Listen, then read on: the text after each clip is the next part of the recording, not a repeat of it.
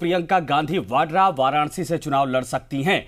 इस वक्त बड़ी खबर, प्रियंका के वाराणसी से चुनाव लड़ने का फैसला राहुल गांधी करेंगे। सूत्रों के हवाले से खबर, फैसले से पहले कांग्रेस समाजवादी पार्टी बीएसपी से भी बात कर सकती है। प्रियंका को महागठबंधन का संयुक्त उम्मीदवार बनाने की कोशिश कांग्रेस करेगी। प्रियंका खुद भी चुनाव प्रचार के दौरान वाराणसी से लड़ने के संकेत दे चुकी है। इस वक्त ये बड़ी खबर, यानी अगर राहुल गांधी इस पर मोहर लगाते हैं तो प्रियंका गांधी वाड्रा इस बार चुनावी मैदान में प्रधानमंत्री नरेंद्र मोदी के खिलाफ बनारस से वाराणसी से चुनावी हुंकार भरेंगे। इसके पहले भी वो जब रायबरेली में उनसे पूछा गया था तो उन्होंने साफ तौर पर कहा था कि अगर चुनाव लड़ना होगा तो वाराणसी से क्यों नहीं। अगर ऐसा होता है, सपा बसपा से इस वक्त कांग्रेस तालमेल साधने में लगी हुई, अगर ऐसा होता है तो वहां पर गठबंधन के प्रत्याशी के तौर पर बनारस में प्रियंका वाड्रा को चुनावी मैदान में उतारा जा सकता है। इस वक्त ये बड़ी खबर मिल रही कांग्रेस की तरफ से। राहुल गांधी की हामी के बाद हो सकता है कि प्रियंका गांधी वाराणसी से चुनाव लड़ें और प्रधानमंत्री नरेंद्र मोदी के खिलाफ चुनावी मैदान में होंगे। लेकिन अभी तक ये बातें पुष्टि नहीं हो पाई हैं। इंतजार इस बात का किया जा रहा है कि सपा बसपा क्या कहती है और कांग्रेस के राष्ट्रीय अध्यक्ष राहुल गांधी की सहमति आखिर क्या है।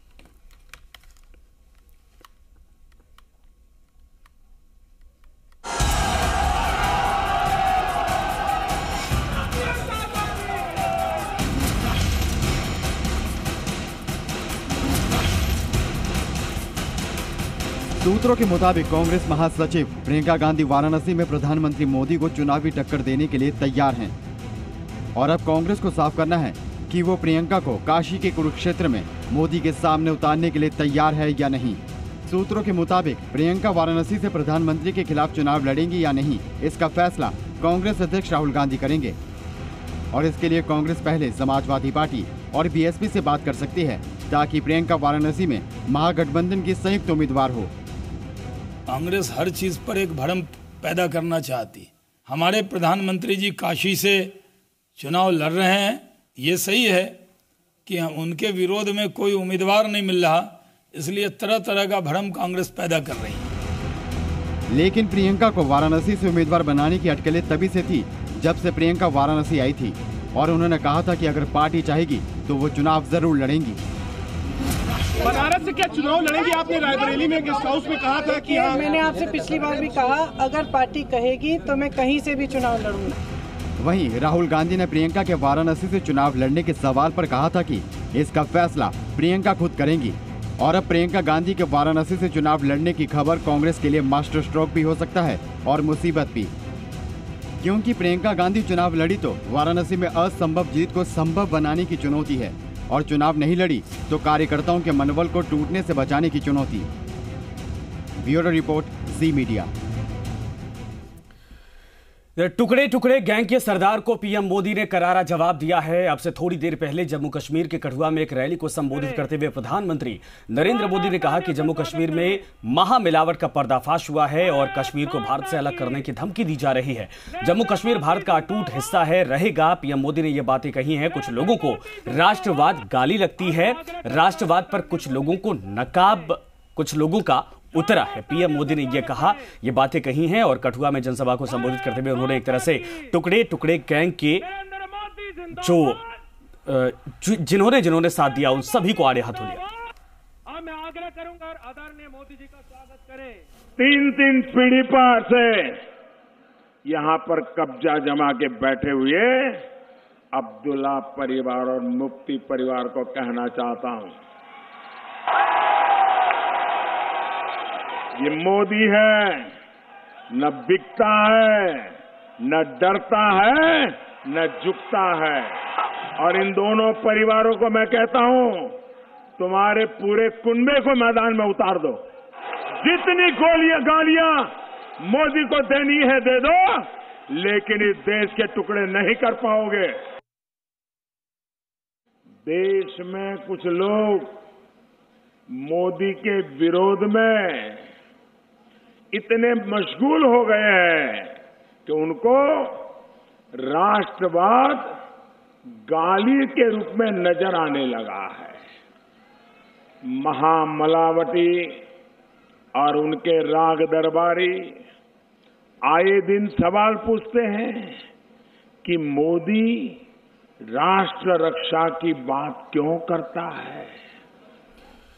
प्रधानमंत्री नरेंद्र मोदी ने सर्जिकल स्ट्राइक और कश्मीरी पंडितों के बहाने कांग्रेस पर भी सीधा हमला किया। कांग्रेस आज भी सर्जिकल स्ट्राइक पर सवाल उठाती है। कांग्रेस के झूठे आरोपों से देश में भ्रम फैलता है। पीएम मोदी ने यह बातें कही हैं।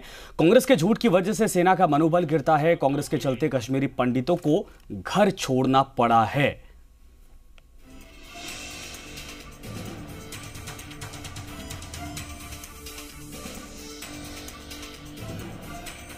आखिर कांग्रेस सर्जिकल स्ट्राइक का नाम सुनते ही, एयर स्ट्राइक का नाम सुनते ही इतना घबरा क्यों जाती है, इतना बौखला क्यों जाती है? जिस प्रकार से सेना के प्रति कांग्रेस का रवैया रहा है, ये देखते हुए मेरा विश्वास पक्का हो गया है कि कांग्रेस को कभी भी देश की सेना पर भरोसा नहीं था। भाइयों और बहनों, कांग्रेस की नीतियों के चलते ही मेरे कश्मीरी पंडित भाई बहनों को अपना ही घर छोड़ना पड़ा। कांग्रेस और उसके साथियों को अपने वोट बैंक की इतनी चिंता थी कि कश्मीरी पंडितों पर होने वाले अत्याचार उन्होंने देखे लेकिन अनदेखे कर दिए। चुनावी राजनीति में नेताओं के बोल लगातार बिगड़ैल होते जा रहे हैं। इसी क्रम में उद्धव ठाकरे ने राहुल गांधी पर हमला करते हुए उसे नालायक बोला है। उद्धव ठाकरे ने राहुल गांधी पर तगड़ा हमला करते हुए राहुल गांधी को नालायक कहा है। वीर सावरकर के मामले में राहुल गांधी के बयान की आलोचना करते हुए ठाकरे ने कहा कि राहुल गांधी पहले सावरकर को पढ़ें फिर बयान दें। ठाकरे ने रैली में कहा कि क्या राहुल जैसे नालायक आदमी को लोकसभा में जाना चाहिए। राहुल गांधी जो माझ्या सावरकरांचा अपमान करतो, वीर स्वातंत्र्यवीरांचा जो अपमान करतो, अरे नुसतं त्यांनी एकट्याने नाही केलं, अनेक क्रांतिकारकांची त्यांनी फौज निर्माण केली। त्या वीराला तू कायर म्हणतोस, डरपोक म्हणतोस, आणि म्हणून मी त्याला म्हटलं ह्या नालायक कार्ट्याच्या हातामध्ये माझा देश तुम्ही देणार ना? लायकी यायची ते तत्पर्यंत बघायची सुद्धा तुझी लायकी नाही। माझं तर म्हणणे राहुल गांधी सरकार नालायक त्या लोकसभेत पोहोचता सुद्धा कामा नये, ज्याला माझ्या क्रांतिकारक सावरकरांची वीरता माहिती नाही। आता इटली नाहीये, हा हिंदुस्तान है। दरअसल राहुल गांधी ने एक बयान में कहा था कि सावरकर ने जेल से छूटने के बाद अंग्रेजों से माफी मांगी थी। 2019 का चुनाव 21वीं सदी में हो भले रहा हो, लेकिन नेता इतिहास के पन्नों को खंगालने में लगे। 2019 के रण को जीतने के लिए नेता भगवान को भी याद कर रहे और प्रेम के इतिहास को भी। ताजा मामला किशनगंज का है, जहां पर असदुद्दीन ओवैसी ने लैला मजनू को याद किया है। असदुद्दीन ओवैसी ने बीजेपी और जेडीयू पर हमला करते हुए उनको लैला मजनू करार दिया है। दरअसल बिहार के किशनगंज में ओवैसी एक रैली को संबोधित कर रहे थे। इस दौरान ओवैसी ने कहा कि दोनों की आशिकी काफी मजबूत आशिकी है। ओवैसी ने कहा कि लैला मजनू से भी ज्यादा मोहब्बत इन दोनों में है, लेकिन इन दोनों में लैला कौन और मजनू कौन, इसका फैसला जनता पर छोड़ दिया। ओवैसी भाषण के दौरान यही नहीं रुके और उन्होंने कहा कि जिस दिन दोनों की लैला मजनू की दास्तान लिखी जाएगी, उसमें मोहब्बत का नाम नहीं लिखा जाएगा बल्कि नफरत का नाम लिखा जाएगा। ओवैसी ने कहा कि जब से ये दोनों नीतीश और नरेंद्र मोदी एक साथ आए हैं, हिंदुस्तान में हिंदू मुस्लिम के बीच तनाव में इजाफा हुआ है। जब तुम्हारी तारीख लिखी जाएगी मोदी की और नीतीश कुमार की, तो मौरख लिखेगा जब से ये दोनों एक साथ आए, हिंदुस्तान में अमन को खतरा पैदा हो गया। जहां तक किशनगंज लोकसभा सीट का सवाल है, तो अख्तरुल इमान किशनगंज से AIMIM के उम्मीदवार हैं। वहीं यहां से जेडीयू के अशरफ महमूद और कांग्रेस से मोहम्मद जावेद उम्मीदवार हैं। 2014 के चुनाव में इस सीट पर कांग्रेस उम्मीदवार असरारुल हक कासमी ने जीत हासिल की थी। किशनगंज में दूसरे चरण में 18 अप्रैल को वोटिंग है। 70% से ज्यादा मुस्लिम जनसंख्या वाले इस लोकसभा सीट में 16 लाख से ज्यादा मतदाता हैं। नेपाल और बंगाल की सीमा पर स्थित किशनगंज लोकसभा सीट का मुकाबला हमेशा दिलचस्प रहा है। वहीं ओवैसी के बयान पर बिहार में सियासी गर्माहट बढ़ गई है। आरजेडी नेता शिवानंद तिवारी ने कहा कि ओवैसी का बयान दरअसल उन्होंने समर्थन किया, तो वहीं जेडीयू ने कहा कि पीएम मोदी और नीतीश कुमार को पहचान उनके काम के आधार पर मिली है।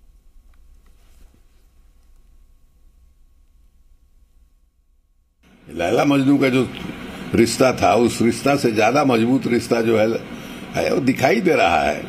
जिस ढंग से नीतीश कुमार कसीदा काट रहे हैं, कभी कभी तरस भी आता है। यही नीतीश कुमार हैं जो पिछले लोकसभा के चुनाव में नरेंद्र मोदी के खिलाफ उन्होंने क्या क्या नहीं कहा था।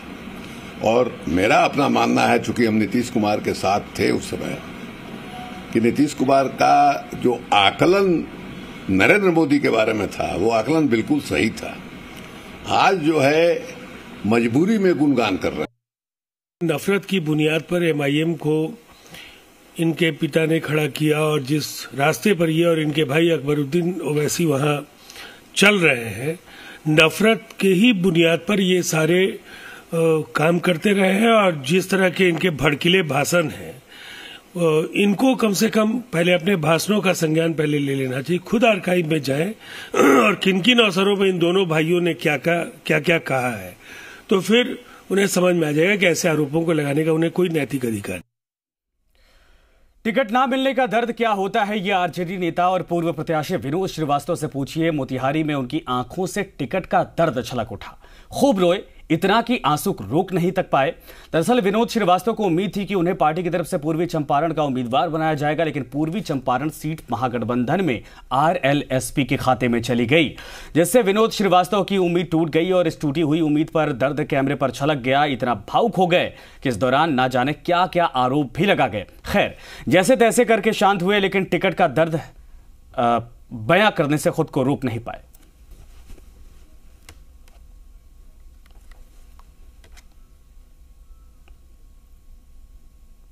और हम लोग तो अब आला कमान का निर्देश हो गया, हम पार्टी के सिपाही हैं। हम अंतिम क्षण तक लालू यादव और तेजस्वी यादव के परिवार के साथ हम हैं और रहेंगे, और अंतिम क्षण तक रहेंगे। हम कभी भूलने वाले नहीं हैं। नेता हमको लालू यादव ने नेता हमको बनाया, राबड़ी देवी ने नेता बनाया, और हम सींचा है यहाँ पूरा चंपारण को मैंने सींचा है। चंपारण को मेरा हत्या हुआ है, लोगों ने हत्या किया। मैं चंपारण वासी के साथ हूँ और चंपारण वासी के साथ अंतिम क्षण तक यहाँ टिकट के लिए मैंने नहीं सेवा किया। आगे भी मैं चंपारण के जनता के साथ सेवा करूंगा, मोतिहारी के कार्यकर्ताओं के साथ आगे भी रहूंगा, और अंतिम क्षण तक लालू यादव, तेजस्वी यादव, राबड़ी देवी के साथ रहूंगा। लेकिन मेरे साथ अन्याय हुआ, मेरे साथ अन्याय, जिसने भी साजिश करके किया है, ये अच्छा काम नहीं किया है। जय राजद, जय लालू, जय तेजस्वी। इसका असर चुनाव में मिलेगा क्या? अब तो कार्यकर्ता अपना निर्णय अपना ले। हम तो राजद लालू यादव का जो फरमान हुआ हम हैं और यहाँ रहेंगे। अब आपको सीधे लिए चलते उदयपुर, जहां पर प्रकाश जावड़ेकर इस वक्त प्रेस कॉन्फ्रेंस कर रहे हैं। उदयपुर की ओर से आपका हार्दिक स्वागत अभिनंदन करता हूं। मीडिया प्रकोष्ठ की ओर से आपका स्वागत अभिनंदन करता हूं।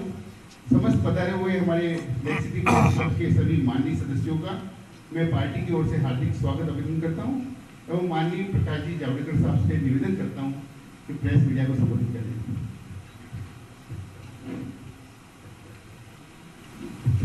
जरा एक मिनट परिचय करा ले, बताइए आप। ATN news. ATN news. Bhaskar से। सोनी पत्रिका से। Avinash Jagdawat Zee news. Smit Paliwal ETV। Shobhalal Mewar news.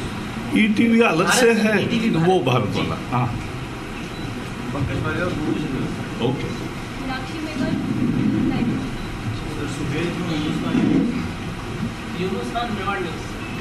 Sir Omprakash नाटक। Very good. Praveen social media प्रभारी लोकसभा। अच्छा। Kaushal Hindustan Samachar news agency. अच्छा। कपिल श्रीमाली न्यूज 18। नस्टिंगम विजय मीडिया से। अच्छा। Jamal Khan news 18 Rajasthan. Okay. Pankaj Sharma first India. हमारा दिल्ली जी न्यूज। इस वक्त प्रकाश जावड़ेकर पीसी करने जा रहे हैं। दरअसल पत्रकारों से उनका परिचय पूछ रहे हैं, उसके बाद अपनी बात को रखेंगे। उदयपुर में इस वक्त हैं और चूंकि प्रदेश की जिम्मेदारी है, प्रभारी हैं, ऐसे में पूरे प्रदेश में अलग अलग जगहों पर इनका दौरा हो रहा।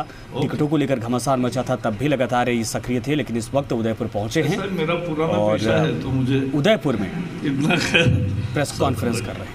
ऐसा है, देश में पहले चरण का चुनाव बहुत सफल तरीके से संपन्न हुआ है। लगभग 70% लोगों ने वोट दिया है। वोटर में जबरदस्त उत्साह है और हमें पूरा विश्वास है कि पहले चरण में भारतीय जनता पार्टी को पिछली बार जितनी सीटें मिली थी उससे कहीं अधिक सीटें मिल रही है। यह शुरुआत है और विपक्षियों को भी एहसास हुआ कि बीजेपी बहुत भारी जीत के और अग्रसर है, इसलिए उन्होंने बहाने ढूंढना अभी से शुरू किया। आज सभी विपक्षी दल चुनाव आयोग को मिले ईवीएम की शिकायत करने के लिए। नाच न जाने अंगन टेढ़ा, जीत नहीं रहे हैं तो कुछ बहाना ढूंढने की ये कोशिश है। बहाना वो ढूंढ रहे ईवीएम में, और उनके नेताओं ने बाहर आकर पत्रकारों को कहा कि हम सुप्रीम कोर्ट में फिर से जाएंगे कि 50% वीवीपैट का फिजिकल काउंटिंग भी होना चाहिए। सुप्रीम कोर्ट ने पहले ही हर विधानसभा में 5 वीवीपैट का फिजिकल वेरिफिकेशन मैचिंग करने को कहा है, लेकिन जिनका खुद पर विश्वास नहीं है वो ईवीएम पर भी उनका विश्वास नहीं है। अगर ईवीएम झूठ होता तो पंजाब में कांग्रेस की सत्ता कैसे आती? फिर राजस्थान में 1.5 लाख वोट कांग्रेस को क्यों ज्यादा मिलते? फिर मध्य प्रदेश में और छत्तीसगढ़ में कांग्रेस की सत्ता कैसे आती? तो यह स्वाभाविक है कि ईवीएम एक बहुत ही अच्छा तकनीक है और जिसे कोई छेड़छाड़ नहीं कर सकता। जो छेड़छाड़ किया था, जिन्होंने, एक लंदन में प्रेस कॉन्फ्रेंस हुई, एक बार चुनाव आयोग ने चैलेंज दिया था। ये जो विपक्षी बहुत बार बोलने लगे ईवीएम ईवीएम ईवीएम, तो चुनाव आयोग ने एक चैलेंज रखा। तो जो चुनाव आयोग का मशीन हैक करने का सोच रहा था, आज वही आंध्र प्रदेश में चुनाव के ईवीएम लेकर भागता हुआ पकड़ा गया। ये इनकी हताशा है, ये विपक्षी दलों की निराशा है। उनको पक्का एहसास हो गया कि बीजेपी भारी जीत रही है और वो हार रहे हैं, इसलिए अभी से बहाना ईवीएम का ढूंढ रहे हैं। ये मेरा पहला आरोप है। आज एक शुरुआत में एक नॉन पॉलिटिकल लेकिन महत्वपूर्ण है। भारत में विश्वविद्यालयों की हो, बोर्ड की हो, परीक्षाओं में पेपर लीकेज और बहुत सारे न्यूज हमेशा आते थे। मोदी जी के दूरदर्शी नेतृत्व में हमने इस साल नेशनल टेस्टिंग एजेंसी तैयार की और वो completely computer based JEE, net और सीमैट जैसी अनेक परीक्षाएं नेशनल टेस्टिंग एजेंसी द्वारा इस साल संपन्न हुई।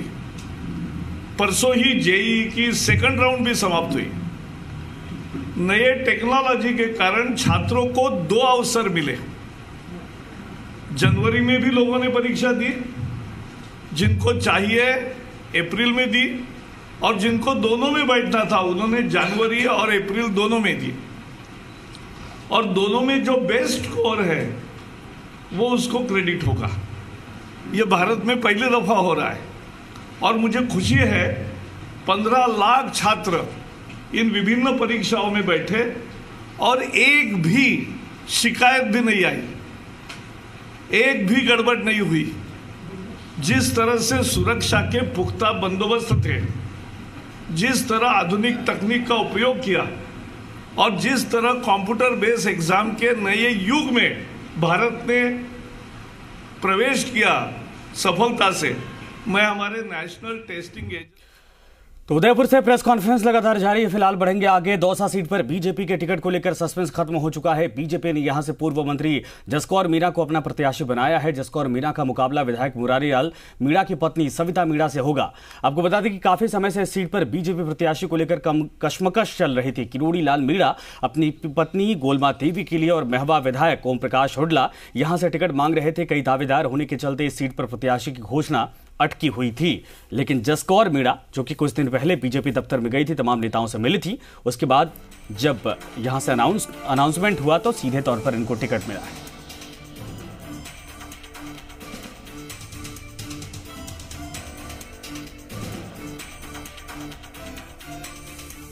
तो मीणा बाहुल ये सीट है। सविता मीणा कांग्रेस के उम्मीदवार और जसकौर मीणा जो कि इसके पहले मंत्री रह चुकी हैं, इस बार एक बार फिर से टिकट उनको मिला है और भारतीय जनता पार्टी के चुनाव चिन्ह पर वो अब दौसा से उम्मीदवारी जताएंगी, चुनावी मैदान में होंगी और कांग्रेस की तरफ से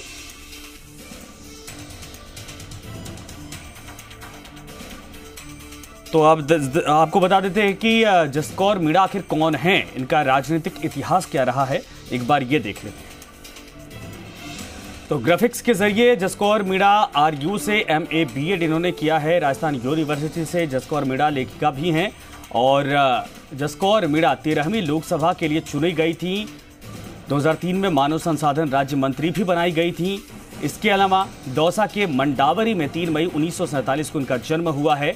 जसकौर मीणा ने राजस्थान यूनिवर्सिटी से एमए और बीएड किया है। इन्होंने लेखिका रह चुकी हैं, मंत्री रह चुकी हैं और एक बार फिर से चुनावी मैदान में।